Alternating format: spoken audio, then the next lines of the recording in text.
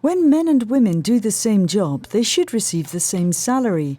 It's enshrined in the law, but the principle is not always applied. In fact, discrimination has been going on for decades. These male and female hairdressers all received the same training, but the men were paid more. More than 50 years later, it's estimated that women still earn 20% less than their male counterparts for the same work. In 2015, Switzerland was ranked 47th out of 145 countries by the World Economic Forum for its wage parity. In education, women receive on average 574 francs less than men per month. In the food industry, the difference is 761 francs. In the information and communication industry, it's 826 francs.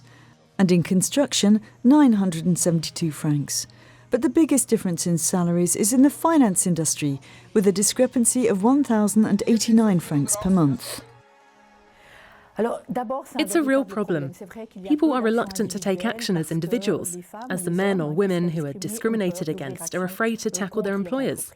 The Federal Office for Gender Equality has developed a tool to be used by companies that can clarify if wage discrimination is happening. It benefits some 300 people per month. Among the companies that have analysed the extent of wage discrimination, 50% say they've gone on to correct discrepancies, usually in order to help women. But there is no legal requirement for companies to use this tool. People have taken to the streets to voice their frustration. Women's Day 2015. 12,000 men and women demonstrate against this discrimination outside the Federal Parliament building in Bern. October 2015. The Federal Office for Gender Equality and the Women's Centre in Graubünden send an equal wages bus out into the community to explain the situation. But all this is not enough for the Justice Minister. She now wants to force employers to respect the law. For the past 33 years, we've had a stipulation in the Constitution that men and women must earn the same for equal work. This hasn't been complied with. Women still earn less for doing the same work as men.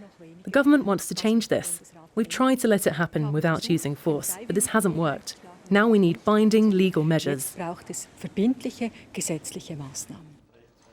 The government would like to force companies with more than 50 employees to undergo regular wages inspections by an independent testing body. The Swiss Employers Association says this would create too much red tape, while trade unions say the measures don't go far enough. The government's proposal does not have wide political support, but the battle is not over. The Federal Office for Gender Equality is calling for more to be done to make it easier for women to compete at work on an even playing field. It wants childcare facilities to be improved and the introduction of more flexible working hours. Oh, so